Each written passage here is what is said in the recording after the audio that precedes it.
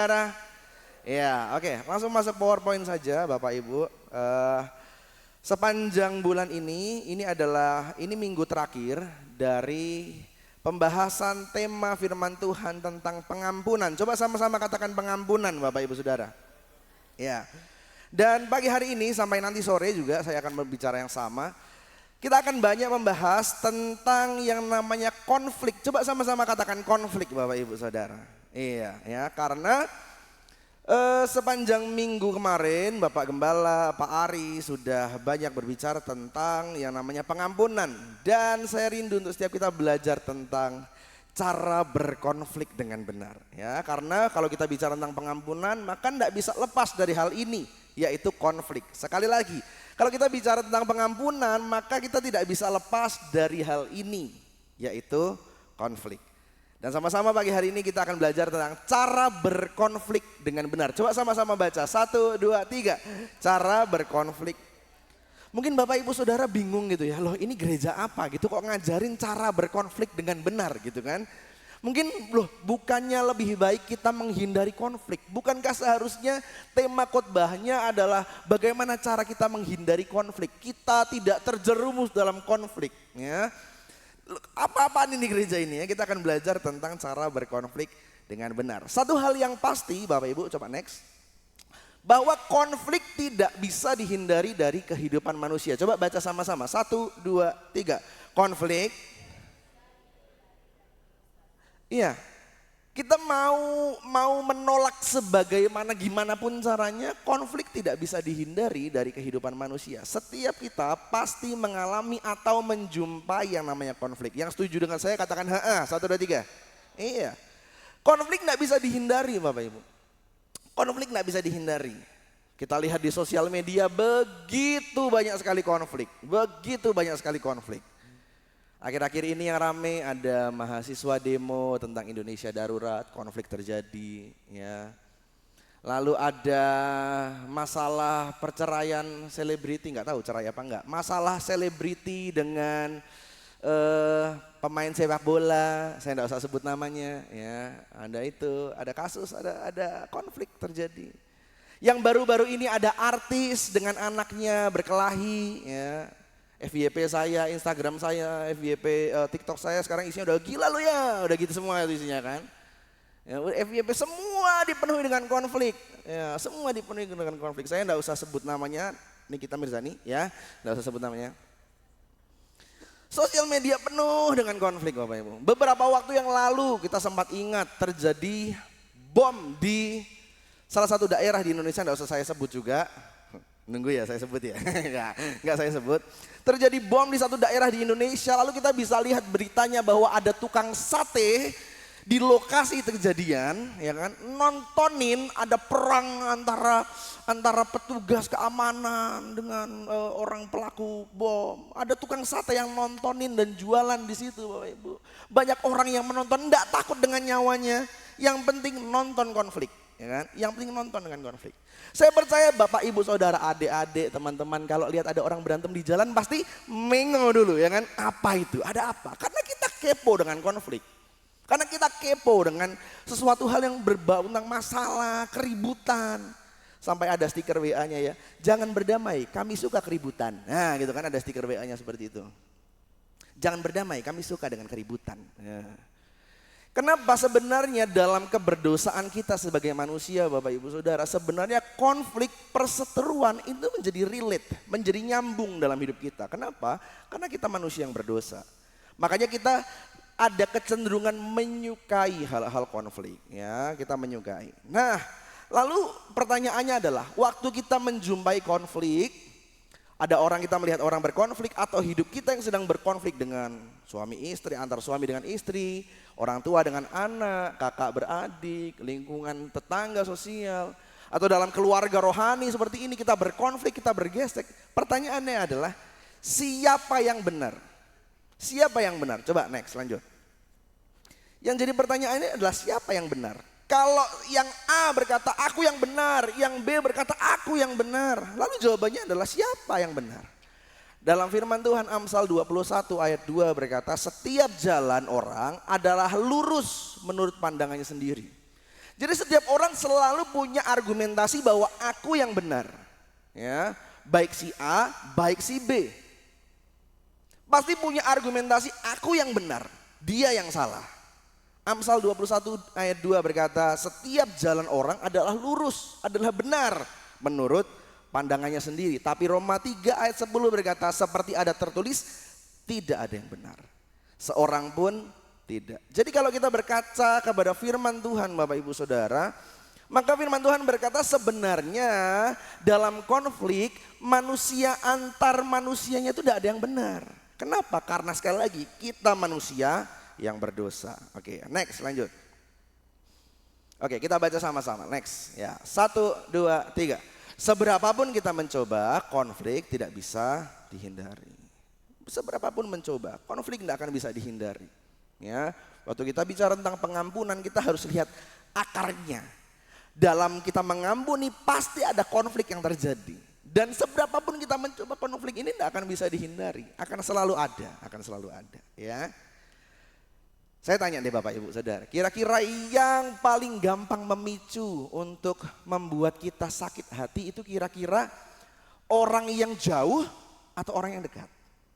Orang yang dekat. Semakin kita dekat dengan seseorang, maka potensi dia menyakiti kita itu semakin besar. Betul ya? Betul ya?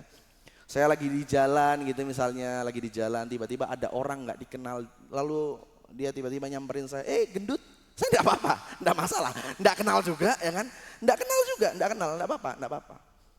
Tapi coba bayangkan Bapak Ibu Saudara, sepanjang minggu di Jogja saya sudah mulai rutin nge-gym kan, saya sudah mulai diet ya kan. Lalu tiba-tiba JJ, kamu gendut ya? Nah, sakit sekali Bapak Ibu. Kenapa? Karena dekat ya kan. Dia tahu proses saya, dia tahu bagaimana saya berjuang untuk diet, untuk nge-gym. Tapi tetap kamu gendut, kamu tambah gendut gitu kan. Sakit hati saya, bisa saja, bisa jadi. Jadi semakin dekat seseorang, semakin dekat kita dengan seseorang, maka potensi dia menyakiti akan jauh lebih besar. Yang adalah aneh adalah kalau ada orang yang tidak kenal, sebenarnya dia bukan siapa-siapa, lalu menyakiti kita, lalu kitanya tersinggung, itu yang ada yang salah dengan kita. Ya, artinya ada sesuatu yang salah. Nanti akan kita bahas lebih dalam. Ya, sekali lagi, semakin dekat kita dengan seseorang, potensi dia menyakiti hati kita jauh lebih besar. Begitu pula di dalam gereja Bapak Ibu Saudara. Begitu juga dalam keluarga rohani kita di tempat ini. Kita tidak bisa punya ekspektasi lebih dalam lingkungan yang bobrok Bapak Ibu. Saya bilang seperti ini.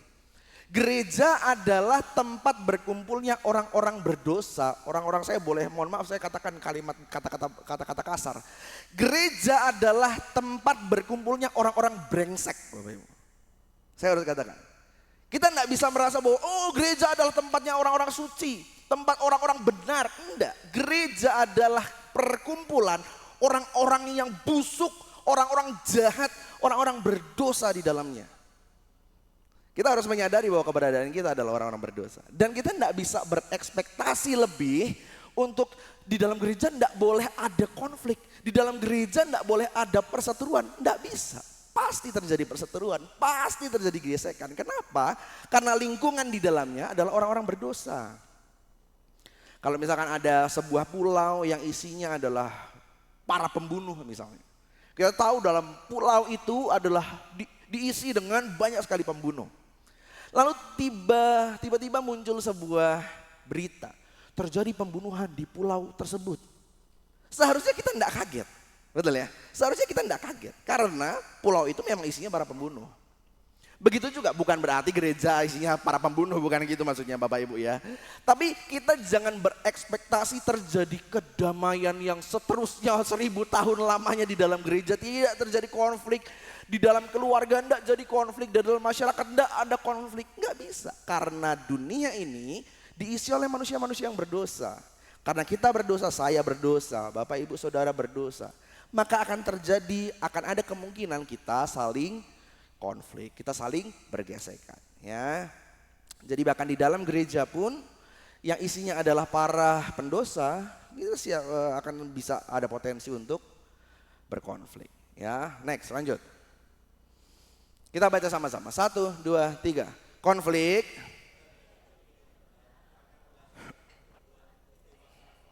iman dan karakternya.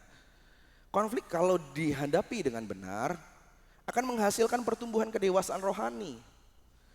Seberapa banyak sih kadang-kadang kita yang menghadapi konflik justru malah mematikan iman. Justru malah mematikan karakter, mematikan rohani. Karena ada konflik maka iman kita mati. Karena ada konflik maka karakter kita mati, rohani kita mati. Kalau konflik dihadapi dengan benar, maka konflik ini akan menghasilkan pertumbuhan kedewasaan rohani, iman dan karakter kita.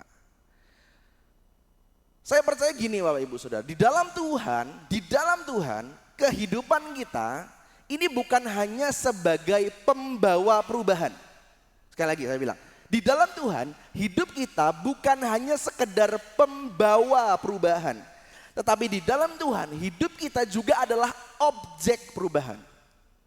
Jadi waktu saya berharap kita punya mindset begini Bapak Ibu Saudara. Waktu kita berkonflik, kita punya masalah dengan orang lain.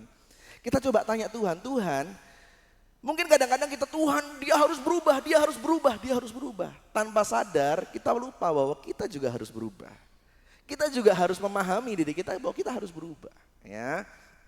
Sekali lagi, konflik jika dihadapi dengan benar akan menghasilkan pertumbuhan kedewasaan rohani, iman, dan karakter kita. Oke, lanjut. Next. Nah, kita akan sama-sama banyak belajar dalam kitab Yakobus pasal yang keempat, Bapak Ibu Saudara. Yang bawa Alkitab boleh dibuka, yang bawa Alkitab boleh dibuka ya. Yang saya percaya Bapak Ibu Saudara, dalam kita berkonflik, dalam kita berhubungan dengan masyarakat, antar suami istri, antar orang tua dan anak, saya percaya konflik-konflik yang terjadi itu sebenarnya Tuhan sedang memproses kita. Ya, yang setuju katakan amin. Amin.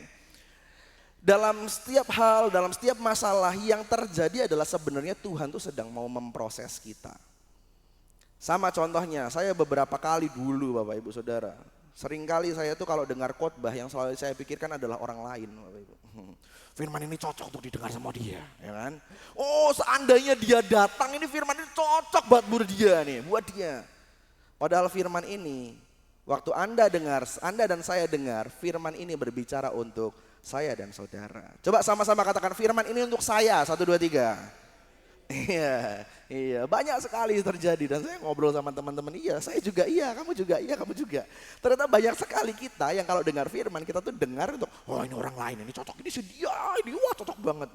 Sebenarnya waktu kita dengar firman Tuhan tuh lagi mau proses kita. Ya, Tuhan sedang mau proses kita. Oke, Yakobus 4 ayat 1 sampai 2. Yakobus 4 ayat 1 sampai 2. Kita baca yang di depan dulu saja ya Bapak Ibu ya, kita baca ayat yang pertama ya, yang di depan. Yakobus 4. Kita baca sama-sama. 1, 2, 3. Kamu mengingini sesuatu tetapi kamu tidak memperolehnya. Lalu kamu membunuh. Kamu iri hati tetapi kamu tidak mencapai tujuanmu. Ya. Coba apa? Ya. Boleh bantu multimedia Yakobus 4 ayat yang pertama. Kayaknya saya salah mencantumkan. Itu ayat yang kedua, betul, itu ayat yang kedua. Ayat yang pertama dulu, multimedia boleh bantu. Yakobus 4 ayatnya yang pertama. Coba yang buka Alkitab, yang bawa HP Alkitab kita baca bersama-sama ayatnya yang pertama. Yakobus 4 ayatnya yang pertama. Kita baca bersama-sama, 1, 2, 3. Dari manakah datangnya sengketa dan pertengkaran di antara kamu? Bukankah datangnya dari hawa nafsu yang saling berjuang di dalam tubuhmu? Nah, ini ayat yang menarik Bapak Ibu. Kitab Yakobus ini ditulis bahwa sedang terjadi perselisihan, sedang terjadi pertengkaran, terjadi konflik di tengah-tengah jemaat. Lalu ada sebuah nasihat tentang hal ini. Ayat yang pertama sekali lagi saya baca. Dari manakah datangnya sengketa dan pertengkaran di antara kamu? Bukankah datangnya dari hawa nafsu yang saling berjuang di dalam tubuhmu? Kata sengketa Bapak Ibu di ayat tersebut, kata sengketa itu berasal dari bahasa asli polemoi. Ya, bahasa asli dari kata sengketa di Yakobus 4 ayat 1 itu katanya polemoi. Dari polemoi berubah menjadi kata polemik. Nah, itu dia, polemik. Polemik itu apa? Polemik itu adalah masalah yang terjadi berangsur-angsur. Sekali lagi, polemik itu berbeda dengan marah, ya. Polemo itu beda dengan marah. Sengketa itu beda dengan marah. Apakah orang Kristen boleh marah? Boleh, boleh. Tapi yang tidak boleh adalah polemoi. Polemo itu adalah masalah marah yang berlarut-larut. Terus-terusan berangsur-angsur. Marah yang lama sekali, sebulan, 2 bulan, 3 bulan. Masalahnya dipendam begitu lama, itu polemoi. Kalau firman Tuhan berkata boleh marah tapi marahnya hanya sampai matahari terbenam. Jujur sama saya Bapak Ibu, seberapa banyak setiap kita yang waktu kita lagi marah, kita lagi jengkel, kita simpan kemarahan itu bertahun-tahun, kita simpan kemarahan itu bertahun-tahun, kita dendam sama orang itu bertahun-tahun, kita tidak bisa mengampuni orang itu bertahun-tahun. Itu polemoi. Ya, di ayat ini berkata, dari manakah datangnya polemoi dan pertengkaran di antara kamu? Sengketa dan pertengkaran. Ya. Marah boleh, tapi harus marah yang sehat. Ya, saya ingat waktu saya kecil, Ibu Gembala itu paling marah kalau saya masih SD waktu itu. Pulang main PS di dulu toko Vian masih ya, di situ masih toko Vian namanya. Di situ ada rental PS, pulang jam 9 malam. Pasti Ibu marah ya. Saya dan Kak Vigo gitu kan keluar malam sampai jam 9 main PS. Pasti marah Bu Gem. Itu marah yang sehat ya.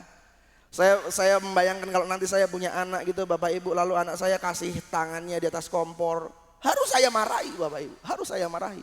Apalagi tangan yang ditaruh di atas kompor itu tangan saya Bapak Ibu ya kan, marah saya kan, jelas marah dong ya. Tangan saya jangan ditaruh di atas kompor dong gitu kan. Marah, itu marah yang sehat, enggak apa-apa marah. Tapi yang enggak boleh adalah sekali lagi polemoi.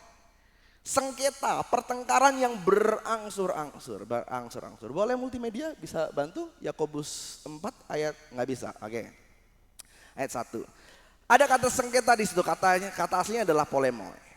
Saya baca sekali lagi Bapak Ibu perhatikan. Dari manakah datangnya sengketa dan pertengkaran di antara kamu? Bukankah datangnya dari hawa nafsu yang berjuang di dalam tubuhmu? Kata hawa nafsu di ayat ini dari bahasa asli hedonon. Dari hedonon muncul kata hedonisme. Apa itu hedonisme? Hedonisme itu adalah keinginan untuk memuaskan diri sendiri. Itu hedonisme. Jadi hedonisme tidak selalu berbicara tentang uang Bapak Ibu ya. Hedonisme itu berbicara tentang keinginan untuk memuaskan diri sendiri. Nah di ayat ini bicara bahwa dari manakah datangnya sengketa, dari manakah datangnya konflik marah yang berangsur-angsur, bukankah datangnya dari keinginan untuk memuaskan diri sendiri. Jadi munculnya marah, munculnya dendam yang lama itu karena hawa nafsu yang saling berjuang di dalam dirimu, di dalam tubuhmu. Firman Tuhan berkata. Kadang-kadang kita nggak sadar bahwa waktu kita lagi marah sebenarnya itu ada kepuasan diri sendiri yang ingin kita penuhi. Ya, oke kita baca ayat yang kedua ini lagi ya, kita baca 1, 2, 3. Kamu mengingini sesuatu tetapi kamu tidak memperolehnya. Lalu kamu membunuh, kamu iri hati tetapi kamu tidak mencapai tujuanmu. Lalu kamu bertengkar dan berkelahi. Coba next, PowerPoint-nya next. Konflik itu muncul Bapak Ibu ketika perbedaan hawa nafsu, sekali lagi perbedaan hedonon, keinginanku dan keinginanmu, perbedaan itu dihadapi dengan ketidakdewasaan. Maka muncullah konflik, maka muncullah hedonon. Ya, muncullah polemoi. Karena perbedaan konflik, perbedaan hawa nafsu maksud saya, perbedaan hedonon dihadapi dengan ketidakdewasaan. Apakah perbedaan ini boleh ada? Boleh ada, enggak apa-apa. Apalagi suami istri, orang tua anak, dalam lingkungan kita, dalam bergereja, keluarga rohani, perbedaan hawa nafsu pasti ada, perbedaan hedonon pasti ada. Tapi menjadi konflik ketika perbedaan itu dihadapi dengan ketidakdewasaan. Ya, konflik muncul ketika perbedaan hawa nafsu dihadapi dengan ketidakdewasaan. Dan kehancuran terjadi ketika kita gagal merespon dengan benar dan membiarkan tindakan kita didorong. Tindakan kita, apa yang kita lakukan didorong oleh keinginan berdosa kita. Itu ya, untuk memuaskan hawa nafsu. Jadi ini adalah latar belakang terjadinya konflik Bapak Ibu Saudara. Sadar atau tidak sadar. Next, saya akan tunjukkan bahwa dalam berkonflik ada dua tipe manusia merespon konflik. Yang pertama adalah fight.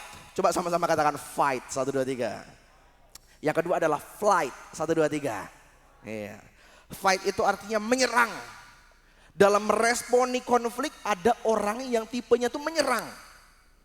Sementara ada orang lain yang dalam meresponi konflik itu tipenya menghilang, kabur, flight, hilang. Kita akan sama-sama lihat kira-kira kita yang mana ya, kita akan sama-sama. Coba next, klik. Ya. Yang tipe flight, yang tipe fight, yang tipe menyerang Bapak Ibu, biasanya orang ini mengatasi kemarahan atau frustasi dengan melampiaskan. Berapi-api. Ada konflik, gesekan, serang ya, melampiaskan kemarahannya. Lalu orang ini juga biasanya mendebat kasus dengan semangat. Wah, mendebat, pokoknya suka dengan berdebat. Wah, ada masalah didebat, ada masalah didebat. Segala sesuatu hal di muka bumi ini kalau bisa didebat sama dia. Ya. Lalu dia ini tipenya melawan pertengkaran sampai selesai.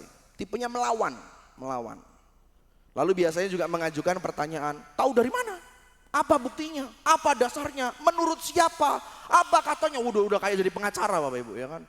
Orangnya tahu dari mana? Apa? Barusan kamu ngomong tentang perselingkuhan. Apa kata dasar perselingkuhan? Dari kata mana? Jadi didebat sedemikian rupa Bapak Ibu ya. Mengajukan pertanyaan, dasarnya apa? Mana buktinya? Siapa saya? Di mana rumahnya? Gitu. Gitu. Ada yang video lucu itu ya. Siapa sih? Di mana rumahnya? Gitu. Ini tipe orang tipe fight, menyerang. Lalu orang ini cenderung memenangkan argumen itu lebih baik, lebih penting daripada mencari solusi. Yang penting menang. Dalam aku mengatasi permasalahan ini, suami istri misalnya. Yang penting menang, aku harus di atas segalanya, aku harus menang, aku harus punya jawaban atas segala tuduhan-tuduhan yang dituduhkan kepada saya punya semua jawaban. Ini tipe fight, ya, tipe fight. Atau tipe flight, coba next. Kira-kira tipe flight itu seperti apa? Ya, tipe flight ini tipe menghindar. Dia ini cenderung menangani kemarahan dengan memendam.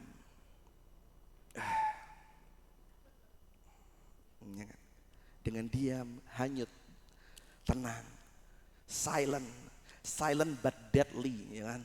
Diam-diam mematikan, seperti kentut yang tidak ada suaranya. Diam tapi mematikan, ya kan? Kan ada yang keras tapi tidak berbahaya, ya kan? Yang bah gitu kan, itu tapi tidak berbahaya. Tapi ada yang kayak tiba-tiba di ruangan di lift gitu kan, kayak padahal di lift itu cuma ada sendiri ya kan. Sudah tahu tersangkanya siapa tentu saja. Dia mematikan. Ini flight, menghindar, menangani kemarahan dengan memendam.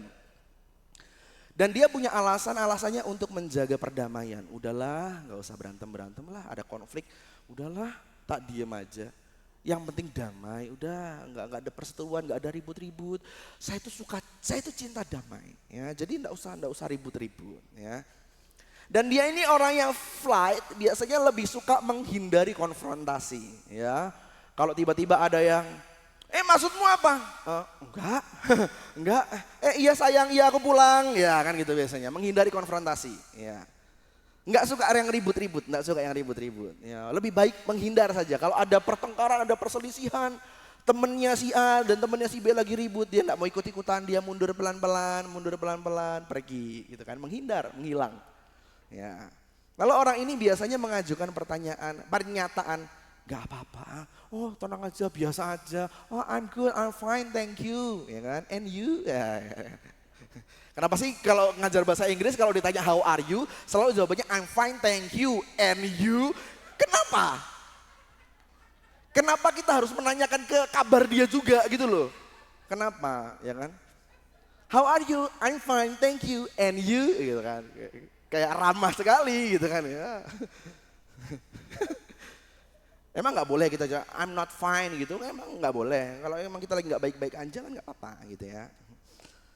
Jadi orang ini biasanya kalau kamu kenapa, kamu masalah gini-gini, oh maaf ya aku kemarin gini-gini, kamu gini-gini. Udah nggak apa-apa, santai, aku mah nggak apa-apa, aku orangnya santai, santai. Tapi dipendem, ya kan, diem, pulang ke rumah diem, ya kan, stres, sedih sendiri di rumah gitu kan. Ini tipe flight, ya nggak apa-apa, biasa aja, tenang aja gitu kan. Orang ini juga cenderung meninggalkan pertengkaran untuk menenangkan diri. Kalau lagi ribut, cenderungnya dia ini bukan melampiaskan kemarahannya, enggak marah, enggak konfrontasi, tapi memilih untuk pergi, menyendiri, untuk menenangkan diri sendiri. Nah, kira-kira kita akan melihat Bapak Ibu, kira-kira setiap kita, saya percaya berbeda-beda ya. Setiap kita ini yang tipe fight atau tipe flight. Yang tipe fight, yang tipe menyerang, katakan ahem, 1, 2, 3.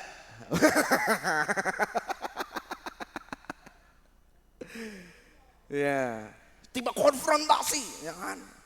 Nggak bisa gitu dong, dar, gitu kan? Itu tipe fight, ya kan? Fight, serang, ya kan? Yang tipe flight, katakan ahem. Ya. Ada mungkin suami istri, enggak, kamu enggak flight, kamu tuh fight, ya kan? Mungkin ada yang gitu ya. Ya. Setiap kita pasti ada di antara ini Bapak Ibu. Dan kalau saya pribadi, kalau saya berkaca, saya kayaknya punya dua-duanya Bapak Ibu. Ada sisi di mana saya fight, ada sisi di mana saya flight, ya kayak gitu kan. Flying fighter. Flying fighter. Ya, jadi orangnya flight tapi juga fight gitu ya. Ya, presentasinya. Nah, kira-kira menurut Bapak Ibu Saudara mana yang baik, flight atau fight? Jawab dalam hati saja, nanti menimbulkan pertengkaran di ruangan ini. Flight enggak, fight enggak, terjadi konflik. Kita mempraktekkan firman Tuhan, langsung berantem di sini ya kan? Bukan itu maksudnya. Nah, kira-kira mana yang benar? Saya jawab Bapak Ibu Saudara, keduanya itu enggak baik. Dua respon ini enggak baik, sama-sama enggak baik. Kalau kita memilih untuk fight, kita memilih untuk konfrontasi, saya mau bilang begini, banyak masalah terjadi lebih besar, menjadi lebih besar karena kita bereaksi konfrontasi.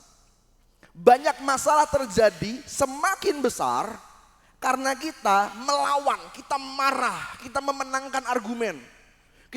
Yang penting adalah aku yang menang. Banyak masalah terjadi karena konfrontasi. Yang harusnya hanya 2 orang saja yang tahu masalah ini, tapi karena konfrontasi 1 RT bisa tahu, ya kan? 1 negara bisa tahu. Ya. Kasus-kasus perceraian di sosial media, artis-artis, sebenarnya kan ini masalah pribadi, betul ya Bapak Ibu? Masalah pribadi, tapi karena dia konfrontasi, bikin story Instagram, bikin story WA, semua orang jadi tahu. Karena konfrontasi, memenangkan, mencari pembelaan orang sana sini. Ayo bila aku, ini dia salah. Orang yang tipe fight, banyak masalah terjadi karena dia mengkonfrontasi. Sementara yang flight, orang yang kabur. Saya bilang mungkin ini nggak terlalu relate, tidak terlalu nyambung untuk generasi di atas saya. Tapi orang yang tipe flight, orang yang tipe mundur dan menghindar, menghilang, mental health-nya, kesehatan mentalnya itu enggak baik Bapak Ibu. Akan rusak, dipendam. Itu tuh perasaan atau ubi gitu loh. Kok dipendam ya kan?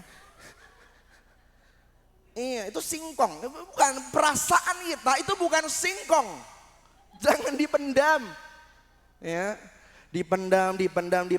Orang tua menyakiti kita ya adik-adik ya teman-teman. Orang tua menyakiti kita, teman-teman menyakiti kita. Lalu lingkungan masyarakat sekitar menyakiti kita, kita pendam. Suatu saat kita menikah, kita ketemu pasangan bisa jadi pelampiasan. Yang salah adalah yang di masa lalu, yang kena dampaknya karena mental health-nya, kesehatan mentalnya terganggu, orang-orang di masa depan.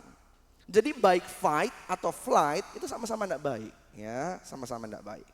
Dan saya akan share dengan cepat saja, ini adalah 2 hal yang harus kita perhatikan dalam menghadapi konflik. Next, lanjut. Yang pertama adalah menelusur ke dalam diri kita sendiri. Dan yang kedua adalah menggali berhala dalam hati. Ya, bagaimana kita melihat diri kita dalam berkonflik, ini dua hal yang perlu diperhatikan.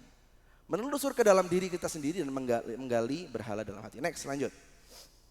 Dengan cepat saja. Yang pertama adalah telusuri ke dalam diri sendiri. Bapak Ibu, waktu kita berkonflik, waktu kita punya masalah dan kita ada polemoi di dalam hidup kita, coba ini ajukan pertanyaan-pertanyaan ini ke dalam diri kita.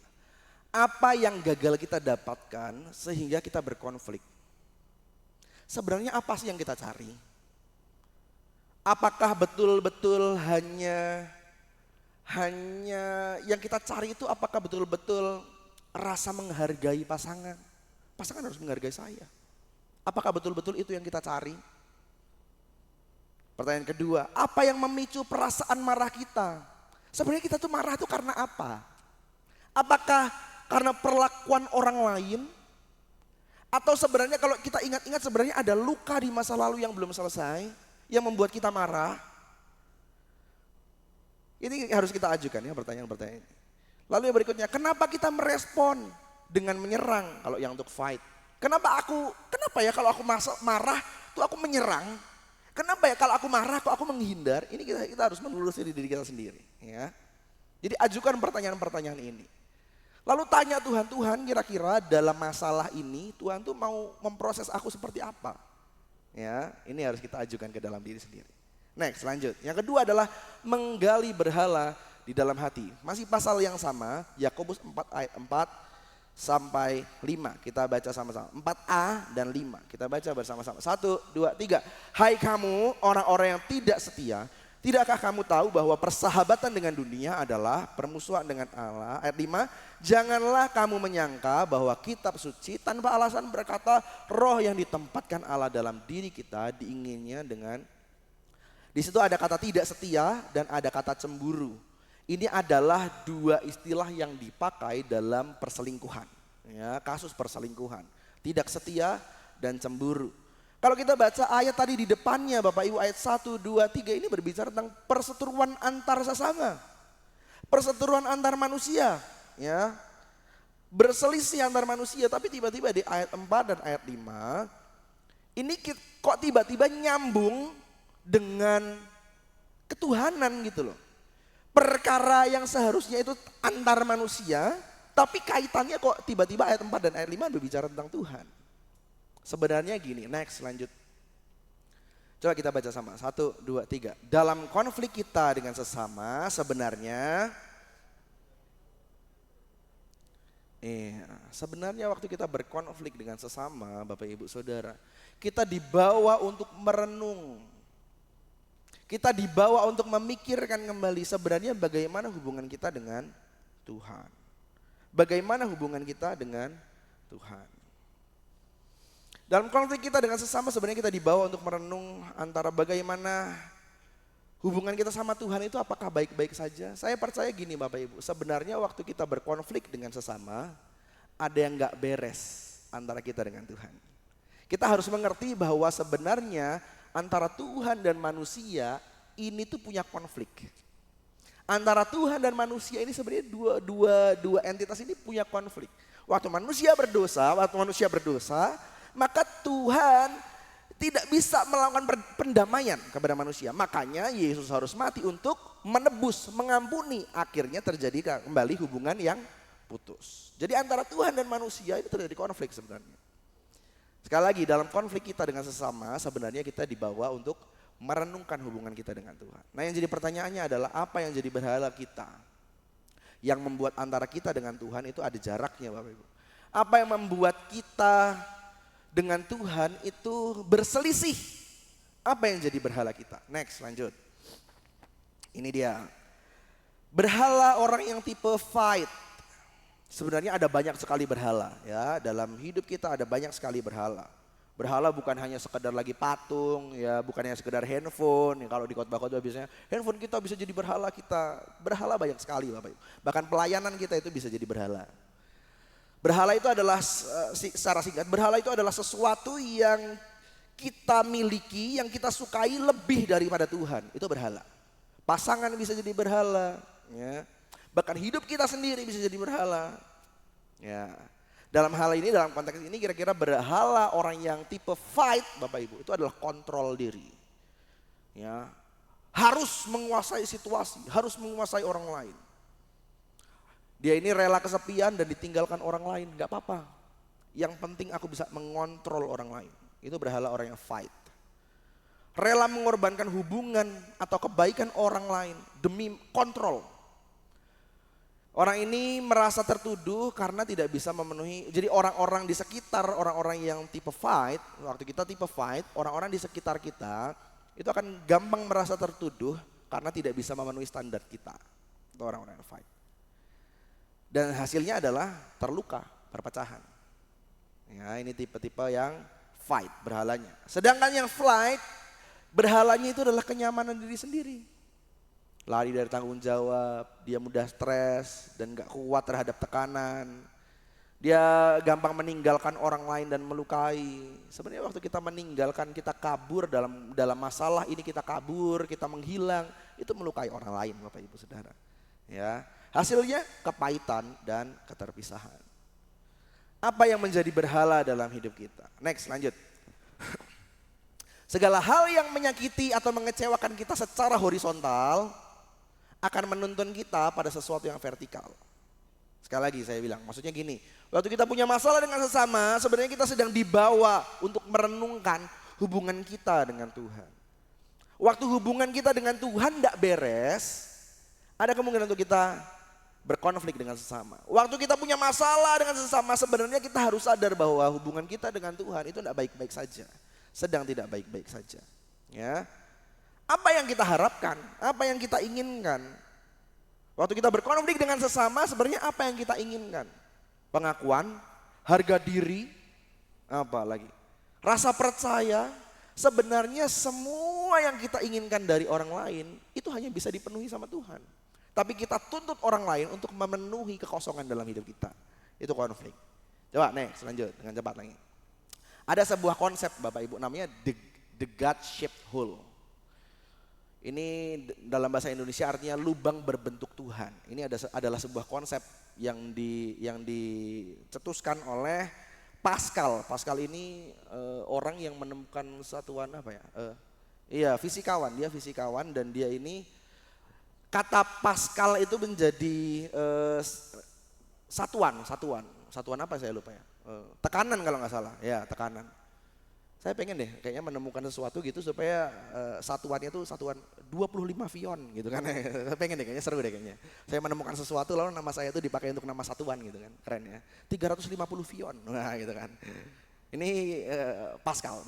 Ya, dia adalah fisikawan. Dia pernah menulis satu konsep tentang the God-shaped hole. Ya, the God-shaped hole itu apa? The God-shaped hole itu adalah lubang berbentuk Tuhan. Dia mengemukakan pendapatnya seperti itu. Lubang berbentuk Tuhan, kekosongan di dalam diri kita yang hanya bisa diisi oleh Tuhan, bukan manusia. Nah, kita harus coba lihat ke dalam diri kita sendiri Bapak Ibu. Kira-kira yang menjadi lubang dalam hidup kita ini apa? Ada orang yang dikatain miskin tuh sakit hati. Miskin lu. Gitu kan. Kamu tuh miskin, kamu nggak usah dikatain miskin deh. Mungkin ditanya, kamu bisa beli ini nggak? Sakit hati dia, terluka. Artinya itu adalah lubang yang hanya bisa Tuhan yang memenuhi itu. Itu adalah lubang yang gampang sekali orang sentuh dan itu menjadi sakit. Itu menjadi terluka. Sensitif, lubang itu sensitif. Mungkin ada orang yang dikatain miskin juga enggak masalah. Tapi waktu direndahkan harga dirinya, dia terluka. Ada lubang harga diri yang begitu besar yang enggak bisa, yang membuat dia tuh gampang sekali marah. Yang sensitif, sedikit-sedikit kalau disenggol harga dirinya, marah. Disenggol harga dirinya, dia kabur, dia memilih untuk pergi. Ada lubang di dalam hidup kita yang hanya kita yang tahu dan Tuhan yang tahu. Yang itu hanya bisa diisi sama Tuhan. Kita enggak bisa tuntut itu dari orang lain. Kita kadang-kadang berhala itu, lubang itu Bapak Ibu, kita mengharapkan itu dari orang lain, sementara sekali lagi hanya Tuhan yang bisa memenuhi itu. Itu yang membuat jadi konflik, karena ada hal-hal sensitif, the God-shaped hole-nya kita, lubangnya kita itu diiris sama orang, itu yang membuat jadi konflik. Kita pengen apa dalam hidup kita, ada lubang itu diiris lagi sama orang. Kita sakit hati, terluka. Jadi ada lubang berbentuk Tuhan, kita harus cari tahu. Apa lubang, apa the God shaped hole dalam hidup kita. Ya, next, lanjut. Oke, kita baca sama-sama yang besar. 1, 2, 3. Konflik memunculkan berhala tersembunyi dalam. Ya, ini harus kita syukuri dalam konflik Bapak Ibu, bahwa dalam konflik kita bisa belajar tentang hidup kita, bahwa sebenarnya ada berhala di dalam hidup kita, ada the God shaped hole, ada lubang di dalam hidup kita yang tersembunyi. Dan konflik itu harusnya memunculkan itu. Kira-kira kita marah kenapa? Kira-kira kita kabur kenapa? Kira-kira kita berkonflik itu kenapa? Artinya ada berhala di dalam hidup kita. Ada lubang itu yang harus kita sembuhkan. Ya. Oke, lanjut next saja dengan cepat.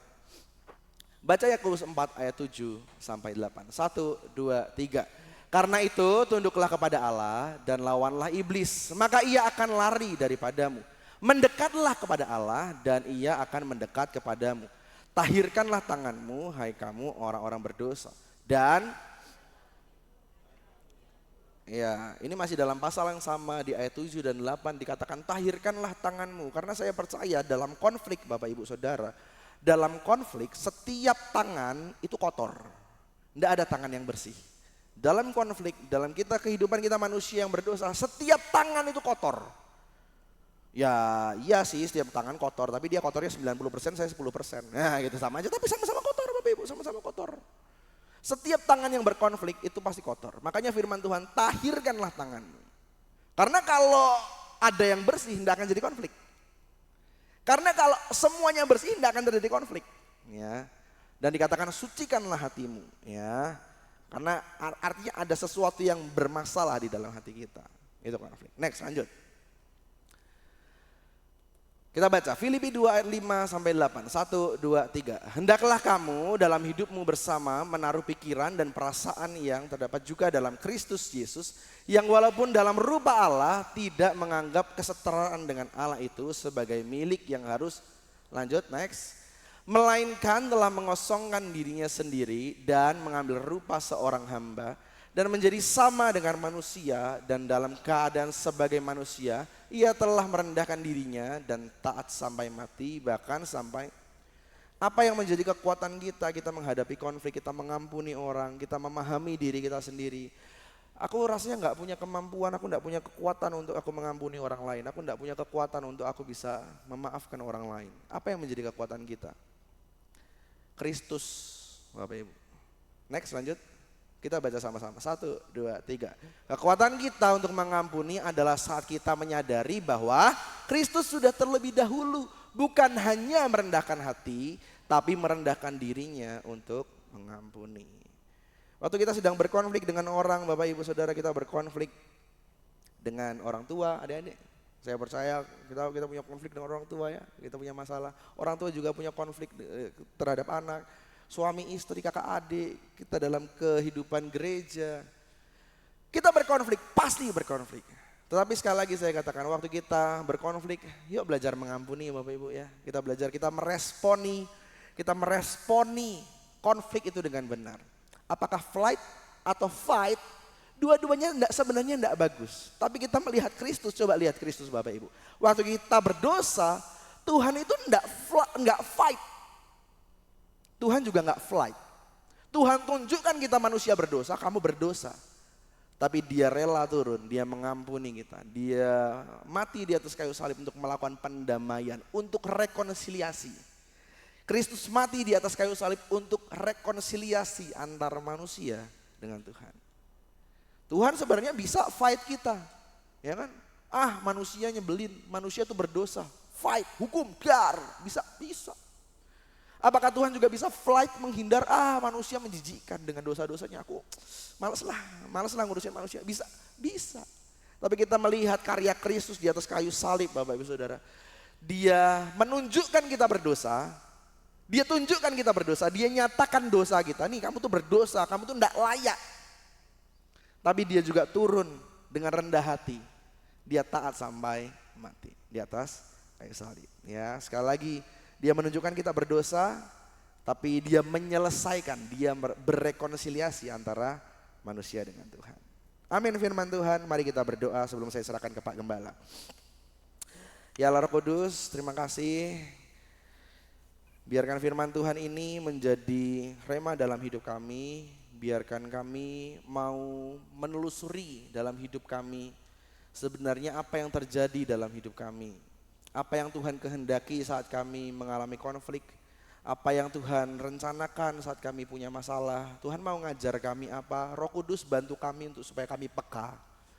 Saat kami berkonflik dengan orang, saat kami berkonflik antara suami istri, orang tua dengan anak, dalam keluarga rohani di gereja ini, dalam masyarakat sekitar. Waktu kami berkonflik, ajar kami untuk kami punya respon yang benar.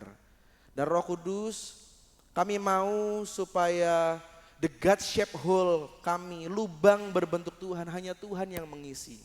Ajar setiap kami untuk kami tidak mengharapkan untuk manusia mengisi yang menjadi kekosongan dalam hidup kami. Sebab kami tahu hanya Roh Kudus yang bisa mengisinya. Hamba-Mu berdoa supaya setiap umat-umat di tempat ini diberkati dengan roh yang mau terus belajar dengan firman Tuhan. Roh yang mau terus peka terhadap keinginan Roh Kudus. Di dalam nama Yesus. Kami serahkan semuanya dalam tangan-Mu. Haleluya. Sama-sama katakan amin. Amin. Puji Tuhan. Yang diberkati katakan amin. Haleluya. Ini semua tentang kita. Haleluya. Ini semua tentang saya. Ini semua bukan tentang orang di luar sana. Ini semua tentang semua kita di sini dan ini semua tentang saya. Yuk katakan semua, khotbah ini tentang aku, katakan begitu. Coba jujur sama sebelah, katakan ini khotbah ini aku banget, bilang saudaraku ya. Khotbah ini aku banget, haleluya. Coba say, haleluya. Ubah hatiku seperti hatimu, setulus kasihmu,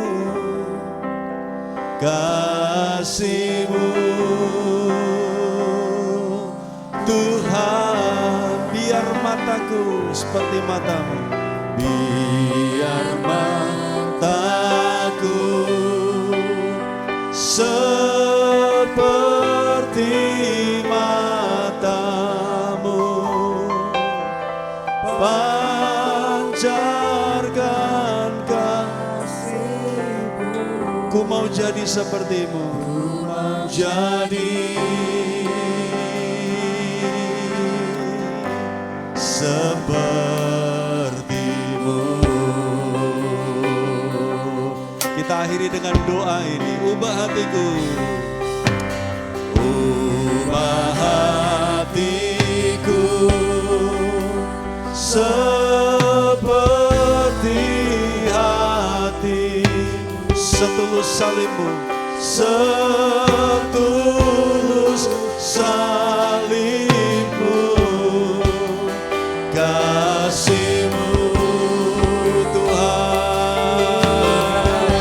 Biar mataku seperti matamu, biar mataku seperti matamu, pancarkan ku mau jadi seperti-Mu.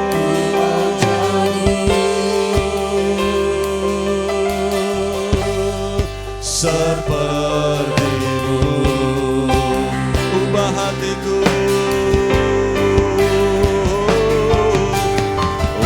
ubah hatiku seperti hati-Mu, seperti hati-Mu, setulus salib-Mu, setulus salib-Mu, kasih-Mu Tuhan. Tuhan, biar mataku seperti matamu, seperti matamu, pancarkan kasih-Mu.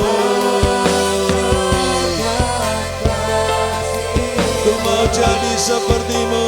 Ubah hatiku, ubah hatiku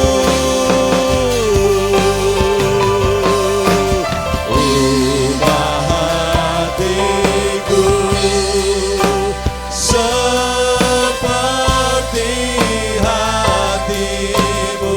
Setulus salibmu, setulus salibmu, kasihmu Tuhan.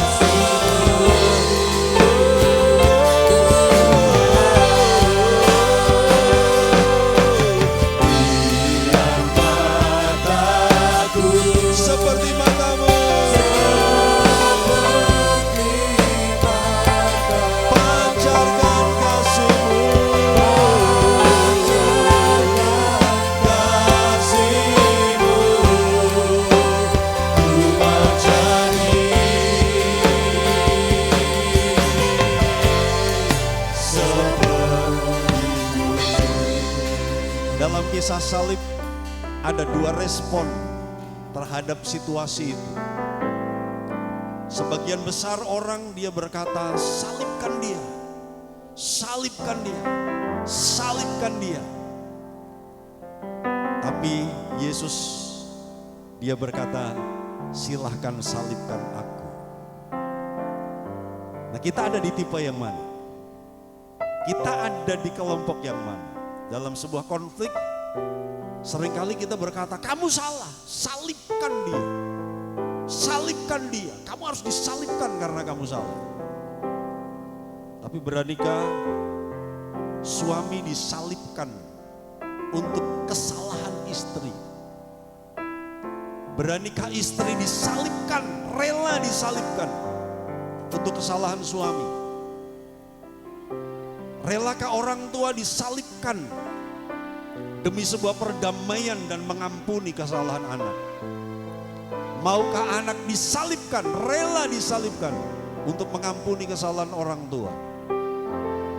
Dalam hubungan pelayanan, dalam hubungan pertemanan, relakah kita disalibkan? Yesus memilih, silakan salibkan aku dan aku mengampuni kesalahanmu. Ubah hatiku seperti hatimu,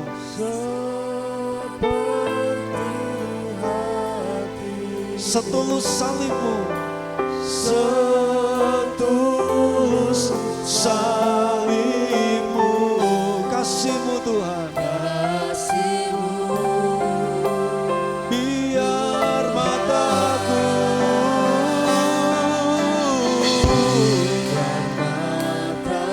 seperti matamu, pancarkan kasihmu, pancarkan kasihmu, ku menjadi. Mari kita berdiri bersama-sama. Ubah hatiku,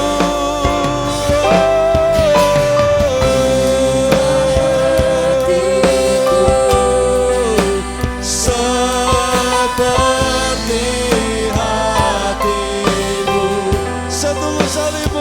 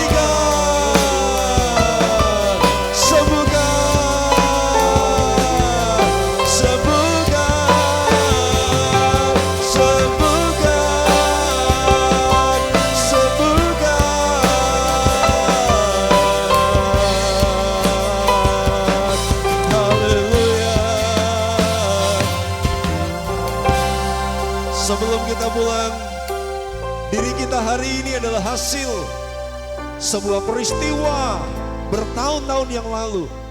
Diri kita hari ini adalah sebuah hasil dari sesuatu yang ada di masa lalu kita. Karena itu mari kita serahkan masa lalu kita.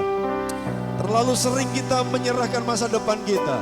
Pagi hari ini Tuhan gerakkan saya untuk mengajak jemaat menyerahkan masa lalumu. Luka-luka yang tidak engkau sadari, kepahitan-kepahitan di masa lalu. Serahkan masa lalumu. Tuhan, kami serahkan masa lalu kami kepada Tuhan. Sepahit apapun, seburuk apapun, sesakit apapun, kami serahkan. Engkau ada di sana Tuhan. Engkau ada di sana mengizinkan semuanya. Pola pendidikan orang tua, Tuhan, situasi sekolah, situasi pergaulan, kami menyerahkan masa lalu kami kepadamu. Sembuhkan, sembuhkan, sembuhkan. Mengalir darah Kristus. Tuhan mengampuni masa lalumu. Tuhan mengampuni apa yang ada di belakangmu. Ampuni Tuhan.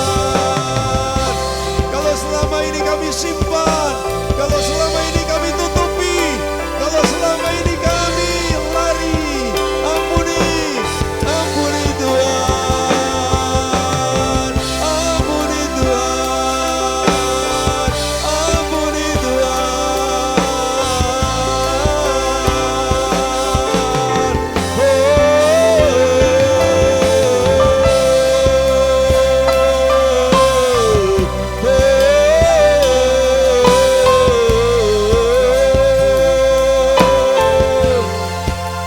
Haleluya. Ada beberapa orang yang nyaman dengan luka. Ada beberapa orang yang trauma dengan masa lalu. Dan engkau nyaman dengan itu, engkau gak mau berubah. Dan akhirnya engkau selalu menyalahkan orang lain. Engkau gak mau berubah sebenarnya. Engkau nyaman dengan luka itu. Lepaskan luka itu pagi hari ini dalam nama Yesus. Lepaskan di salib Kristus. Tuhan, ubahkan aku. Aku mau disembuhkan Tuhan. Tuhan, aku mau dipulihkan. Aku mau disegarkan. Aku mau disempurnakan. Lepaskan, serahkan masa lalumu. Tuhan ada di sana.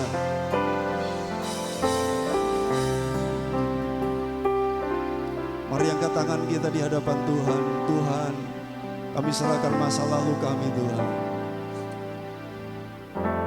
Terima kasih Tuhan. Tak terbatas kuasa-Mu, tak terduga cara-Mu. Kau yang ku andalkan di setiap langkah hidupku. Tak terbatas kuasa-Mu, kasih-Mu, tidak terduga jalan-Mu.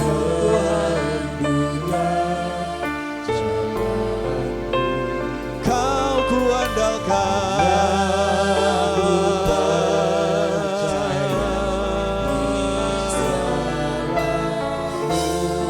Si milikku. Mari kita pulang dan kita berkata tidak terbatas.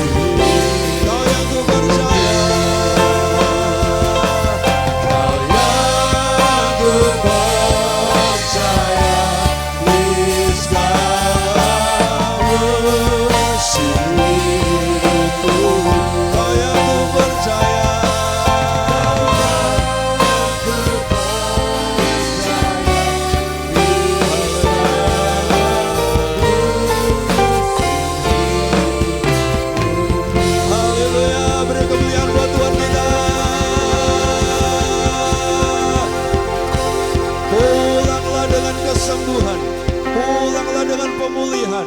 Engkau diutus kembali ke rumahmu, kembali ke pekerjaanmu, kembali ke sekolahmu. Engkau diutus untuk memulihkan mereka.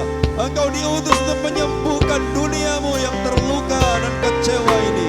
Pulanglah, bawalah berkat anugerah dari Allah Bapa, kasih sayang anaknya yang tunggal, persekutuan Roh Kudus, memelihara roh jiwa tubuhmu sempurna tak bercacat sampai Yesus datang menjemput gereja. Terimalah keberhasilan yang maksimal, terimalah perlindungan yang sempurna, terimalah keberuntungan yang ajaib. Hanya dalam nama Yesus, haleluya.